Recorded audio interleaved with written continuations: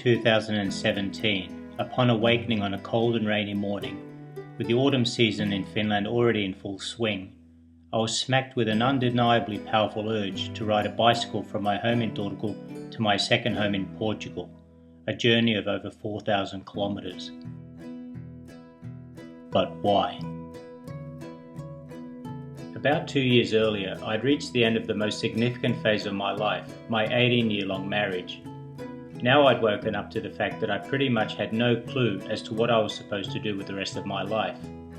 In hindsight, all the signs that this major fork in the road was fast approaching had already been there for several years. Perhaps they'd just been hiding in plain sight, but I'd just not noticed them. However, it was most likely that I'd simply not wanted or been prepared to see and accept the truth and reality of my situation. I guess that it had just been much easier to go through life as a functional depressive, giving the people around me the impression that I was doing okay, but I wasn't. All I had succeeded in doing was to put all the associated painful, unaddressed issues on ice for a while. Well, no matter. The universe had eventually lost patience with me and decided that it was high time for me to face the music. To clarify a bit more, the initial catalyst for my recovery back into the world of the living had been the Camino Português pilgrim trek from Porto, Portugal to Santiago de Compostela in Galicia, Spain, which I undertook during the Easter break earlier that year. In retrospect, that had been my opening cry for help, which had ripped open the doors of the freezer that my heart had become, and directed the divine heat at all that had been lifelessly stored within. It was literally an act of resurrection.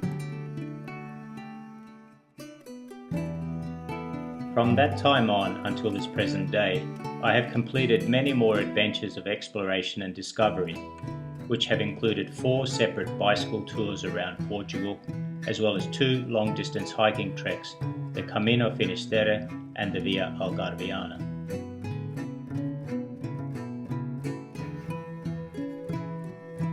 Now, once again, I find myself at a new crossroads as I reach 7 years of nomadic monkhood.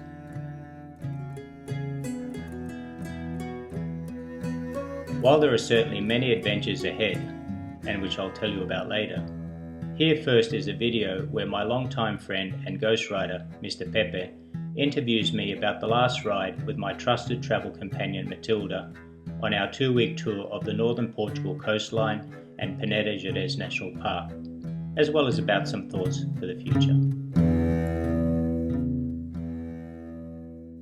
The Finnish man has arrived from the... How long was it? Pretty much close on 2 weeks, I think, and just about on, 1,000 kilometers, I guess, something like that, yeah. Went up to the north of Portugal, so, yeah. Back to Lisbon, from Cabo Carvoeiro to, where was it? Nazaré, where was the first stop? Figueira da Foz. Figueira da Foz. And then up to Torreira, then, which is near Aveiro. The next one, what's the name of it? It's Povoa de Vargem or something? Povo de Vargem. Yeah, and then up to Careço, so just north of Viana do Castelo.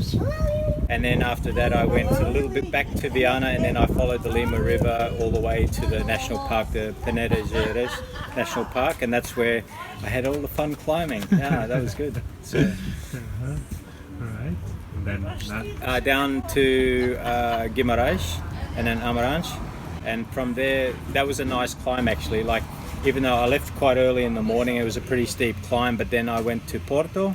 I was going to stay there overnight, but then there was an awesome tailwind, so I just kept hammering down the coast. So. And then I kind of pretty much retraced the way back, but I tried to take slightly different routes, so I got to see kind of like the same places, but from different viewpoints, which was kind of cool. So, yeah. No problems with the bike?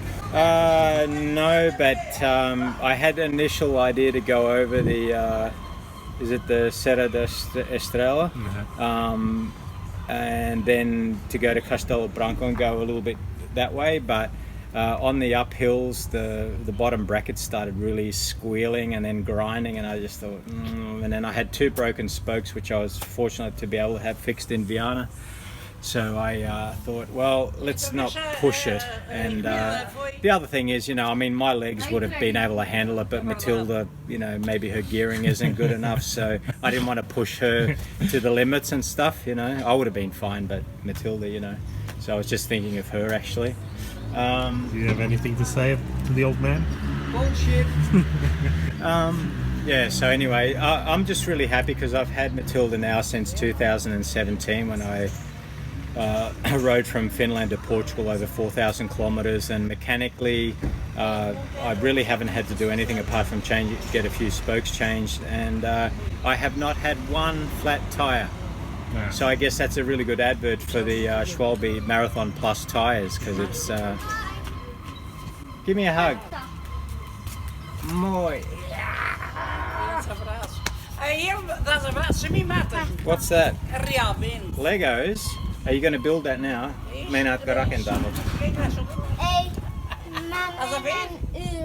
Okay. Alright, I'll come and see you later and we'll play. Look. Very nice, I like it. Okay, I'll come and play later. And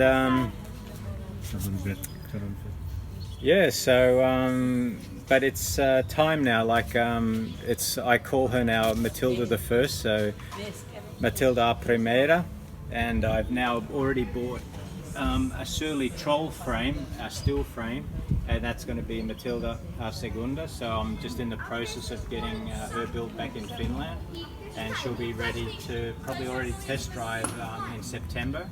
But that's going to be my touring bike going forward, and so looks very much like Matilda's going to stay here and is going to move on to be ridden by someone else, I guess, who will have better life.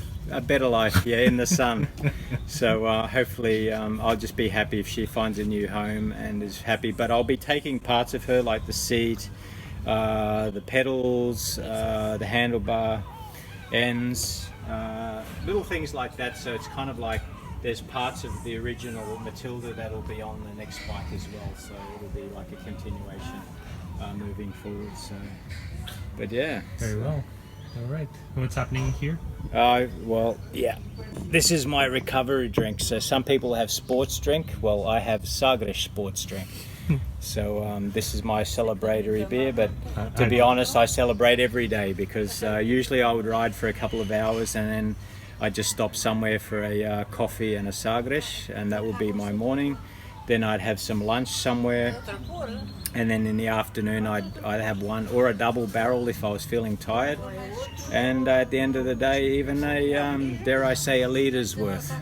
Okay, and honestly it just doesn't affect me so much, but I just find it to be a really good recovery drink in the sense that of course there's fluid in it, but it just takes kind of like not that I feel pain when I'm cycling or anything like that, but it just allows me to really relax at the end of the day and forget the kilometers. Yeah, forget the kilometers. So I think I averaged about, well, the longest day was the first one, which is like just shy of 150. So that was, I don't know why I did that. Just a nutcase to start the day like that. And then I had a couple of other over 100 kilometer days. But coming back down, they were more in the range of sort of like the sort of 40 to 60k, which is just pretty easy in comparison. So I had a really nice time coming back, that's for sure. And like I said, I had really good tailwinds most of the time, and so it's really just been a pretty chill last sort of 3 to 4 days. But definitely the first day going up was a bit of a shock to the system, as I hadn't cycled for at least over a year properly. And then definitely the mountains was a bit of a wake-up call that you don't just do that sort of stuff and be happy about it. So I definitely suffered a little bit, but suffered in a good way. It was fun. I really enjoyed it, and absolutely amazing scenery everywhere. And unfortunately I didn't get enough time to get like off the bike and maybe do hiking and stuff, but I certainly got to see some amazing places in the national park, and for sure I'm going to be coming back and hiking around there on foot and just taking my time. Probably just like the Vialgarviana doing like 50k a day or something. No. I have to learn to put the brakes on now. I'm old enough that I deserve to go slow. So You have to go with fatter people. yeah. Do you want to come? I was not saying I was not. Oh, you weren't. Sorry. Sorry for implying. But yeah, so this is it. So I've had obviously the big tour with Matilda from Finland to Portugal in 2017, and I think this was the fourth tour. This was the fourth tour in Portugal, and one of them we rode together, which was the one going down from here from Peniche down to Cascais and then back up there. So that was nice to have that tour as well. So, but it's time for Matilda to move on and retire and just enjoy the sun in Portugal with someone else. And the next ones will be with the Surly Ogre. As I build her up, and that'll be the long-term, round-the-world kind of bike. So when I'm ready, then I'm going to go big time, really get some big air at some point. So as we say, what is it? Bombarao. Cheers. Wow. So, what's next? In many ways, I feel that I've finally re-entered society, but now much more on my own terms. With that in mind, my focus going forward is on learning how to better serve others, both individuals through my coaching practice and communities through the concepts of spiritual construction.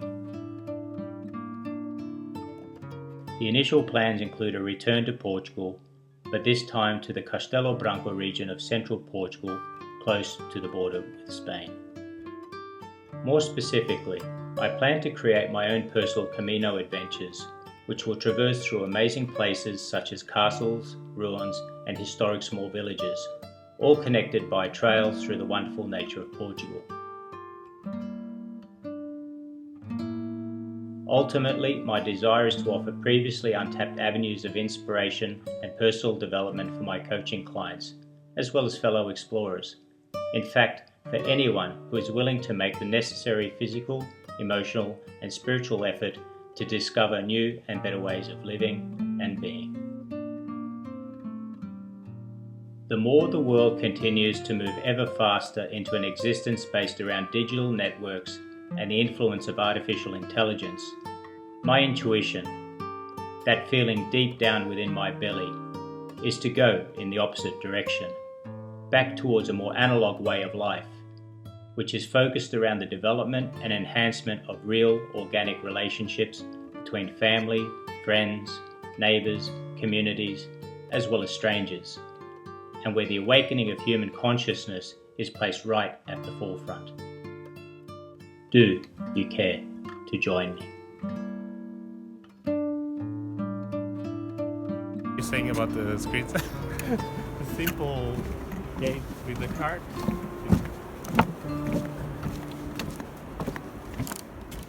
Valleys of sorrow.